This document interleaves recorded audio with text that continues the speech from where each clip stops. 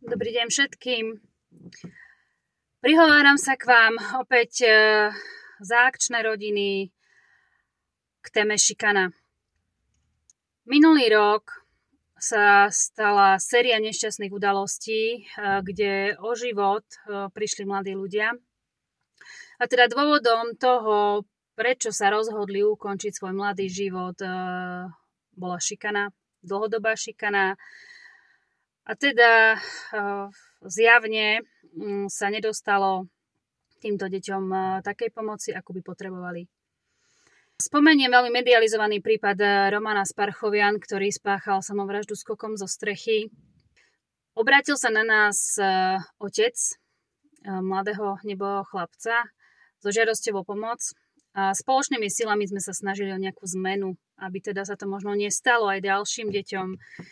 Snažili sme sa prostredníctvom otvoreného listu, prostredníctvom petície, prostredníctvom konkrétnych návrhov na zmeny legislatívy, avšak bezúspešne. Aby som teda to nezariekla, alebo teda nepovedala, že úplne bezúspešne, áno. Minimálne nejaké 2 týždne sa o tom rozprávalo v médiách, ale potom to utichlo. Bol tiež prípad mladého chlapca zo západného Slovenska, Nikolasa, ktorý vlastne tiež spáchal samovraždu kvôli šikane.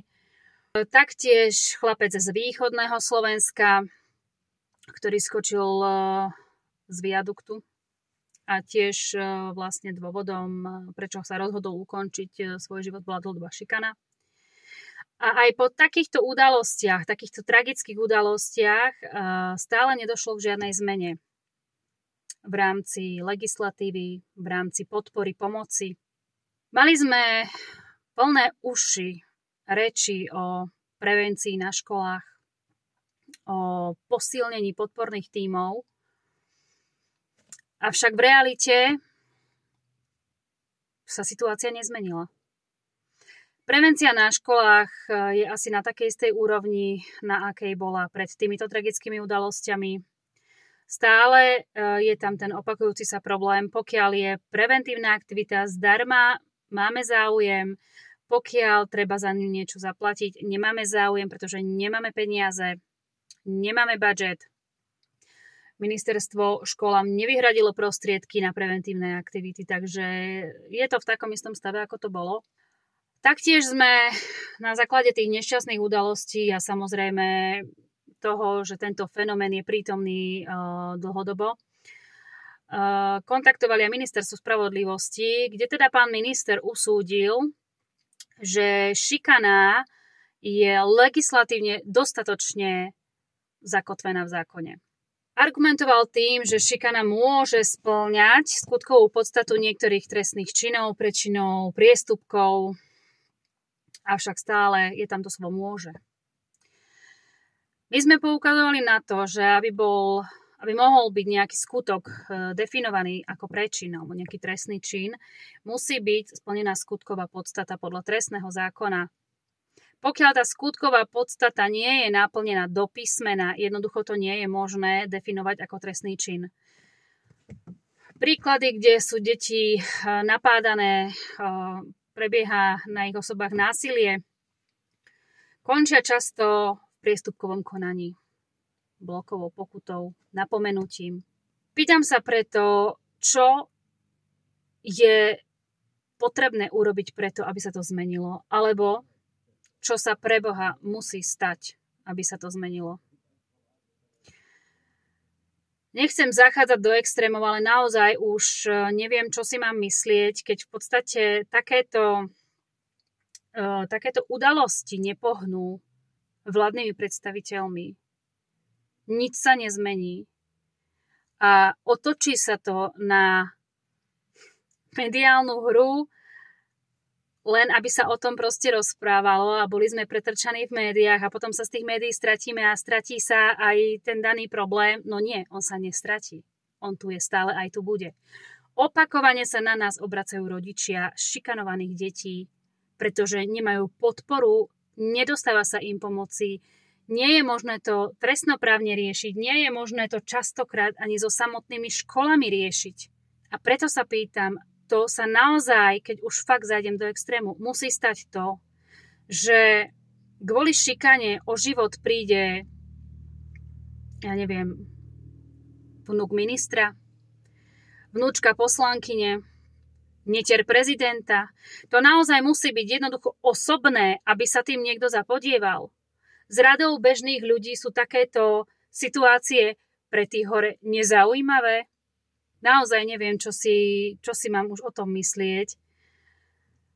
Ale asi naozaj, kým sa to osobne nebude týkať najvyšších, tak jednoducho sa s tým asi naozaj nič nebude robiť.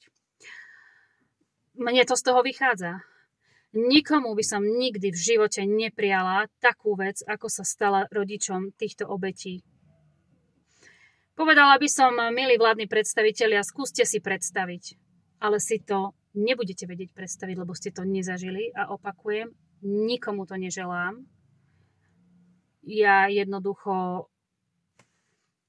len chcem, aby ste sa možno aspoň zamysleli nad tým, ako sa cítia rodičia dotknutých detí. Ako sa cítia rodičia, ktorí svoje vlastné dieťa môžu vidieť už len na fotografii. Ktoré svoje vlastné dieťa už nikdy neobjímu, ktoré svoje vlastné dieťa nikdy nepoboskajú. Rodičia, ktorí jednoducho sa s takýmto niečím nikdy nedokážu zmieriť.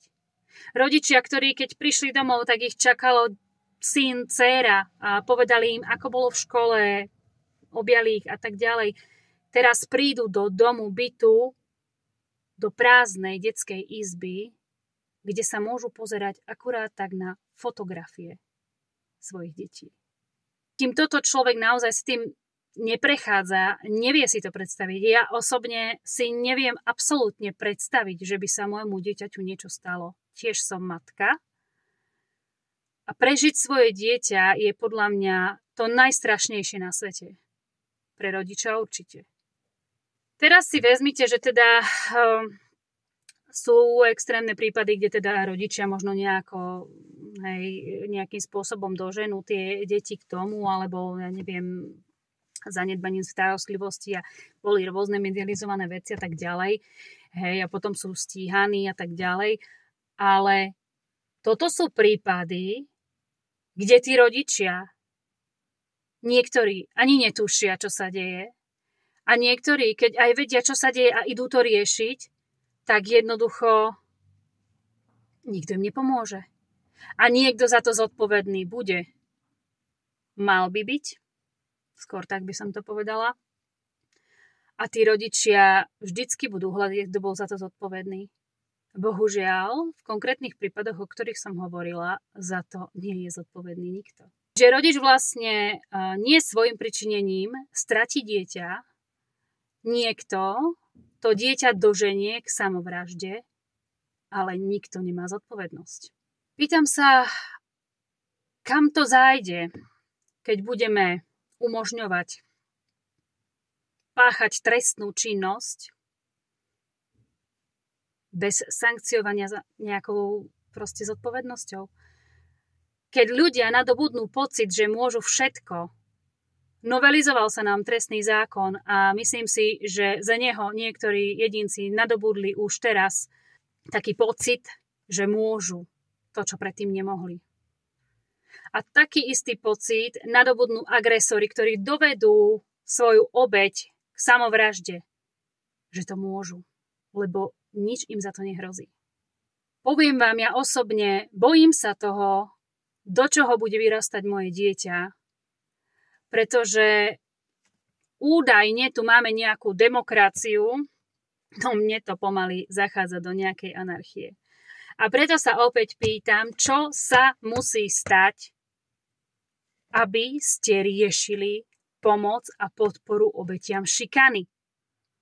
Aby ste riešili pomoc, podporu a legislatívu aj v rámci v kontexte pozostalých, keď sa niečo také stane, ako sa stalo nebohým 12-ročným deťom. Čo sa musí stať?